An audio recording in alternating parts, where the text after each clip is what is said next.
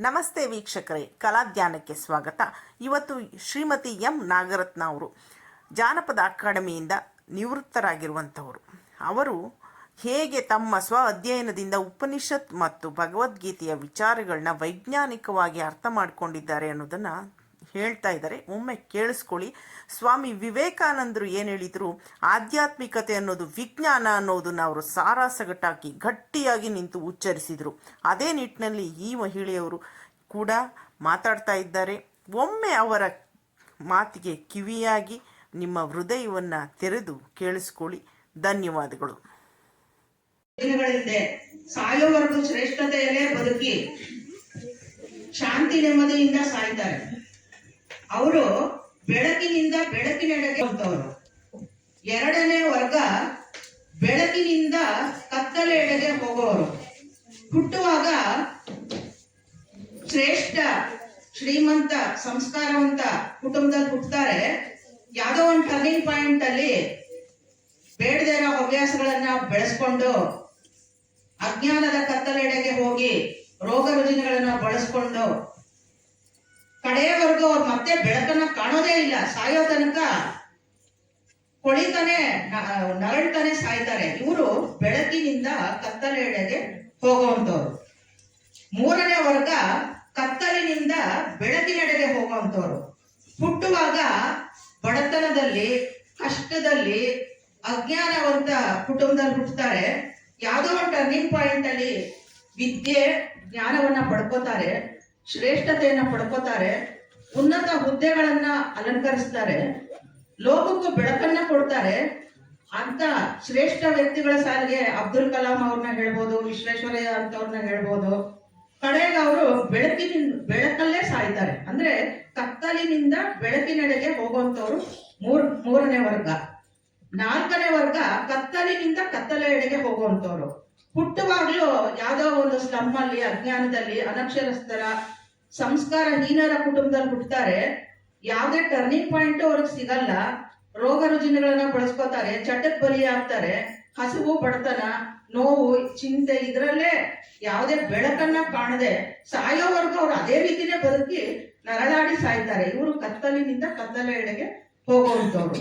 ನಾವ್ ಯಾವ ವರ್ಗಕ್ಕೆ ಸೇರ್ಬೇಕು ಅಂತ ನಾವೇ ಯೋಚನೆ ಮಾಡ್ಬೇಕು. ಅಂದ್ರೆ ಅಜ್ಞಾನದ ಕತ್ತಲೆಯಿಂದ ಜ್ಞಾನದ ಬೆಳಕಿನೆಡೆಗೆ ನಾವು ಹೋಗ್ಬೇಕಾಗಿದೆ. ಅಂದ್ರೆ ಅಬ್ದುಲ್ ಕಲಾಂ ಇರ್ಬೋದು, ವಿಶ್ವೇಶ್ವರಯ್ಯನಂತವರು ಬಡತನದಲ್ಲಿ ಹುಟ್ಟಿ ಟರ್ನಿಂಗ್ ಪಾಯಿಂಟ್ ಅಲ್ಲಿ ವಿದ್ಯೆ ಅನ್ನೋ ಜ್ಞಾನವನ್ನ ಪಡ್ಕೊಂಡು ಶ್ರೇಷ್ಠತೆಯನ್ನ ಪಡ್ಕೊಂಡು ಅವರು ಲೋಕಕ್ಕೆ ಒಳ್ಳೇದನ್ನೇ ಮಾಡಿ ಸಾಯ್ತಾರೆ. ಅಂತ ವರ್ಗಕ್ಕೆ ನಾವು ಸೇರ್ಬೇಕಾಗುತ್ತೆ. ಅಂದ್ರೆ ಇದು ಬುದ್ಧನ 4 ವಾಕ್ಯಗಳು ತುಂಬಾ ಶ್ರೇಷ್ಠತೆಯಿಂದ ಕೂಡಿದೆ. ಈಗ ನಾನು ಕೆಲಸಕ್ಕೆ ಸೇರೋದು ಹೊಸದ್ರಲ್ಲಿ.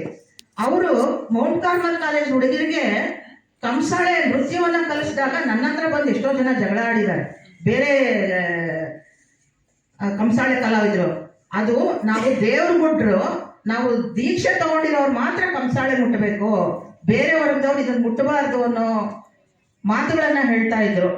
ಆದ್ರೆ ಆ ಹೆಬ್ಣಿ ಮಾದಯ್ಯ ಅವ್ರನ್ನ ಗಮನಕ್ಕೆ ಇಟ್ಕೊಳ್ಳದೆ ಅದನ್ನ ಕಾರ್ಮಲ್ ಕಾಲೇಜ್ ಹುಡುಗರಿಗೆ ಕಲಿಸಿದ್ರು. ಅಂದ್ರೆ ಕೆಲವೊಂದು ಧಾರ್ಮಿಕ ಆಚರಣೆಗಳು ಪದ್ಧತಿಗಳ ಹಿನ್ನೆಲೆ ಮೇಲೆ ಜಾನಪದ ಕಲೆಗಳು ಸಂಸ್ಕೃತಿ ಉಳಿತಾ ಬಂದಿದೆ. ಆದ್ರೆ ಈಗ ಇಂಥ ವರ್ಗದವರೇ ಮಾಡಬೇಕು ಅನ್ನೋ ಒಂದು ನಿಯಮಗಳು ಇನ್ನೂ ಹೋಗಿಲ್ಲ ಹಳ್ಳಿಗಳಲ್ಲಿ. ಆದ್ರೆ ಸಿಟಿನಲ್ಲಿ ಅದು ಇಲ್ಲ. ಜನಪದ ವಾದ್ಯಗಳಿರ್ಬೋದು, ಎಲ್ಲ ಅದ್ಭುತವಾಗಿದೆ ಕಲೆಗಳು. ಅದನ್ನ ಉಳಿಸಿ ಬೆಳೆಸ್ಬೇಕು ಅಂದ್ರೆ ಜಾತಿ ಧರ್ಮಗಳ ಆಚೆ ಕಲೆ ಬೆಳಿಬೇಕಾಗತ್ತೆ. ಆಮೇಲೆ ಅದನ್ನ ಜನಪದ ಕಲೆ ಸಂಸ್ಕೃತಿ ಮತ್ತೆ ಆಚರಣೆ ನಂಬಿಕೆಗಳ ಎಲ್ಲ ಹಿನ್ನೆಲೆಯೂ ಎಷ್ಟು ಜಾನಪದ ಕಲೆಗಳಿದೆ. ಕೃಷ್ಣ ಒಬ್ಬ ಸ್ತ್ರೀಲೋಲ, ಅವನೇನ ಇದು ಮಾಡೋದು, ಅವನೇನು ನಾನು ಯಾವುದೋ ಒಂದು ಟರ್ನಿಂಗ್ ಪಾಯಿಂಟ್ ಅಲ್ಲಿ ನಾನು ಭಗವದ್ಗೀತೆ ಎಲ್ಲರ ಮುಂದೆ ಓದ್ಬೇಕಾಯ್ತು. ನಾನು ಕನ್ನಡ ಚೆನ್ನಾಗಿ ಓದ್ತೀನಿ ಅಂತ ಹೇಳ್ಬಿಟ್ಟು ನನಗೆ ಭಗವದ್ಗೀತೆ ಓದೋದಕ್ಕೆ ಕೊಟ್ಟರು. ಅದು ನನ್ನ ಜೀವನದ ಟರ್ನಿಂಗ್ ಪಾಯಿಂಟ್. ನಾನು ಭಗವದ್ಗೀತೆ ಓದ್ತಾ ನಾನು ಅದರ ಜಾತಿ ಇಲ್ಲ, ಧರ್ಮ ಇಲ್ಲ, ಆತ್ಮಶಕ್ತಿ ಆತ್ಮಾನ ಚೈತನ್ಯ ಈ ದೇಹವನ್ನ ಪ್ರವೇಶ ಮಾಡಿ ಇದೊಂದು ಪೂರ್ಣ ಪ್ರಮಾಣದ ಜೀವಾತ್ಮ ಅಂತ ಅನ್ನಿಸ್ಕೊಳ್ಳುತ್ತೆ. ಅಂದ್ರೆ ಇದನ್ನೆಲ್ಲ ಹೇಳಿರೋದು ಎಲ್ಲಿ ಅಂದ್ರೆ ಉಪನಿಷತ್ತುಗಳಲ್ಲಿ. ಉಪನಿಷತ್ತು ನಮ್ಮ ಇಡೀ ಶರೀರದ ರಚನೆ ಇರ್ಬೋದು, ಬ್ರಹ್ಮಾಂಡದ ರಚನೆ ಇರಬಹುದು, ಗ್ರಹ ನಕ್ಷತ್ರಗಳ ರಚನೆಗಳಿರ್ಬೋದು, ಇವುಗಳ ಸೃಷ್ಟಿ ರಹಸ್ಯವನ್ನ ತಿಳಿಸ್ತಾ ಹೋಗುತ್ತೆ. ಹಾಗಾದ್ರೆ ವೇದ ಮಂತ್ರಗಳು ಎಲ್ಲಿಂದ ಬಂತು? ನೀವು ಋಗ್ವೇದವನ್ನ ತಗೊಂಡ್ರೆ ಅಂದ್ರೆ ಪ್ರಕೃತಿಯನ್ನ ನಾವು ಮೊದಲಿಂದನೂ ಆರಾಧಿಸ್ತಾ ಬರ್ತಾ ಇದ್ದೀವಿ. ಆ ಪ್ರಕೃತಿನಲ್ಲಿ ಇಂದ್ರಶಕ್ತಿ ಎಲ್ಲ ಪ್ರಕೃತಿ ಅಂದ್ರೆ ನಿಮ್ಗೆ ಗೊತ್ತಿದೆ, ಇಂದ್ರ, ಅಗ್ನಿ, ವಾಯು, ವರ್ಣ, ಪೃಥ್ವಿ ಮತ್ತೆ ಆಕಾಶ ತತ್ವಗಳನ್ನ. ಆ ತತ್ವಗಳನ್ನ ಗ್ರಾವಿಟೇಷನ್ ಪವರ್ ಇರೋದ್ರಿಂದ ಯಾವ ಮಂತ್ರಗಳನ್ನ ಮೂಲಕ, ಯಾವ ಬೀಜಾಕ್ಷರಿಯ ಮೂಲಕ ಅಟ್ರಾಕ್ಟ್ ಮಾಡ್ಬೋದು ಅನ್ನೋದು ಅದರಲ್ಲಿ ಸಂಕ್ಷಿಪ್ತ ರೂಪದಲ್ಲಿ, ಬೀಜಾಕ್ಷರಿ ರೂಪದಲ್ಲಿ ಉಪನಿಷತ್ತುಗಳಲ್ಲಿ ಅಲ್ಲ, ಅದು ವೇದಗಳಲ್ಲಿ ರಚನೆ ಆಗಿದೆ. ಇವಾಗ ನಮ್ಮಲ್ಲೇ 4 ವೇದಗಳಿದ್ದಾವೆ. ನಮ್ಮ ದೈಹಿಕ ರಚನೆ, ಭೌತಿಕ ಶರೀರದ ರಚನೆಯೇ ಋಗ್ವೇದ. ನಮ್ಮಲ್ಲಿ ಯಜ್ಞಾರ್ಥವಾಗಿ ಈ ಶರೀರ ದುಡಿತಾ ಇರುತ್ತೆ ಯಾವಾಗ್ಲೂ. ಹುಟ್ಟಿದ ಮಗುವಿಂದ ಹಿಡ್ಕೊಂಡು ಸಾಯೋವರೆಗೂ ಎಲ್ಲ ಮನುಷ್ಯರು ಕ್ರಿಯಾತ್ಮಕವಾಗಿ ಕೆಲಸಗಳಲ್ಲಿ ತೊಡಗಿಸ್ಕೊತಾ ಇರ್ತೀವಿ. ಅದು ಯಜುರ್ವೇದ. ಯಜ್ಞಾರ್ಥವಾಗಿ ಈ ಶರೀರ ದುಡಿಸ್ಕೊಳ್ತಾ ಇರೋದ್ರಿಂದ ಇದು ಯಜುರ್ವೇದ. ಸಾಮ, ಸಾ ಅಂದ್ರೆ ಅವಳು, ಆಮ ಅಂದ್ರೆ ಪುರುಷ ತತ್ವ, ಸಾಮ ಅಂದ್ರೆ ನಮ್ಮಲ್ಲೇ ನಿರಂತರ ಒಂದು ರಾಗ ಇರುತ್ತೆ, ನಮ್ಮಲ್ಲೇ ಒಂದು ನಿರಂತರ ಒಂದು ಸಂಗೀತ ಅನ್ನೋದು ಇರುತ್ತೆ. ಅಂದ್ರೆ ನಾವು ಬಾಳ್ಬೇಕು, ಬದುಕಬೇಕು, ಇಂಥ ಕರ್ತವ್ಯ ಮಾಡ್ಬೇಕು, ಅಂದ್ರೆ ಈ ರೀತಿ ಆಶಾವಾದವನ್ನ ಕ್ರಿಯೇಟ್ ಮಾಡೋದೆ ಸಾಮವೇದ. ಅದೊಂದು ಮಾಧ್ಯಮ ಅಷ್ಟೇ, ಮೀಡಿಯಾ.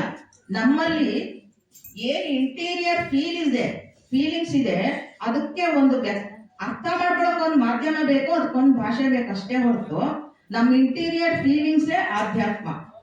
ಆಧ್ಯಾತ್ಮಿಕತೆಯಲ್ಲಿ ಶ್ರೇಷ್ಠ ಸ್ಥಾನವನ್ನ ಪಡೆದಿರುವಂತದ್ದು ನಮ್ಮ ಭಾರತ. ನೀವು ಹೇಳ್ಬೋದು ಹಾಗಾದ್ರೆ ಹಿಂದೂ ಧರ್ಮ ಅಂತ ಯಾರು ಮಾಡಿಲ್ಲ.